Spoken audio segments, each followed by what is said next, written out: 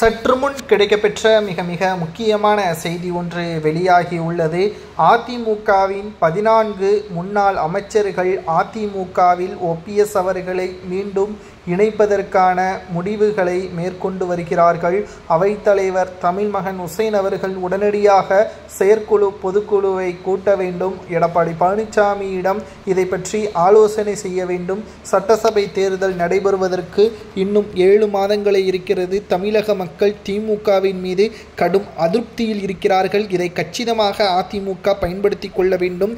2 அணி 3 அணி என்று பிரிந்து கிடப்பது அதிமுகவின் தொண்டர்களுக்கிடையே குழப்பத்தையும் அவர்களது வேலையில் முழுமையாக செயல்பட முடியாத ஒரு இக்கட்டான சூழலும் இருப்பதாகவும் மாஜி அமைச்சர்கள் தெரிவித்துள்ளனர். 14 அமைச்சர்கள் வரை, அதாவது முன்னாள் அமைச்சர்கள் தற்பொழுது செங்கோட்டையனுக்கு ஆதரவாகவும் OPSற்கு ஆதரவாகவும் செயல்பட்டிருப்பது அதிமுகவில் மீண்டும் ஒரு கலக்கத்தை ஏற்படுத்தியுள்ளது.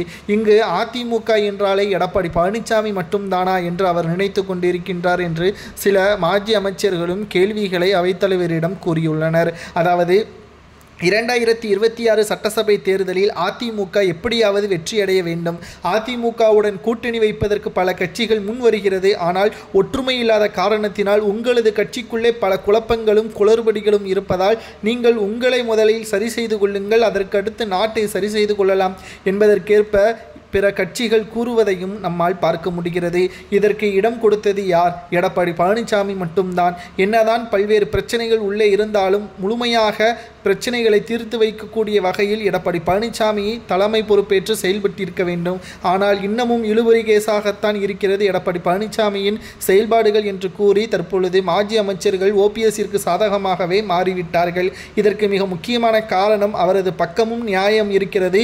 அதிமுக வெற்றியடைய வேண்டும் என்றால் அவர்களது பக்கம் இருக்கக்கூடிய தொண்டர்களது தேவை அவசியம். அவரது பின்னால் இருக்கக்கூடிய MLAக்கள் தற்பொழுது மீண்டும் அதே தொகுதியில் போட்டியிட்டால் 2-3 MLAக்களாக வேட்பாளராக நியமனம் செய்யக்கூடிய ஒரு பிரச்சனையும் ஏற்படும்.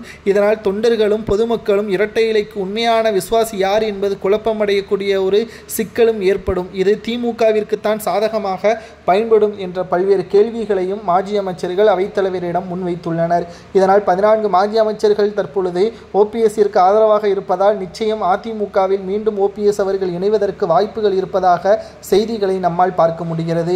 உங்களது கருத்துக்களை கூறுங்கள். எடப்பாடி பழனிசாமியே அதிமுகவின் செயல்பாடுகளுக்கு பொறுப்பேற்க வேண்டும், அவர் போதும் வெற்றியடைவதற்கு என்று நீங்கள் நினைக்கிறீர்களா? அல்லது OPS அவர்களும் கட்சியிலிருந்து நீக்கப்பட்டவர்களும் அதிமுகவிற்கு அவசியம், அவர்களது தேவை தேர்தல் வெற்றிக்கு தேவை என்பதையா கூறுங்கள்.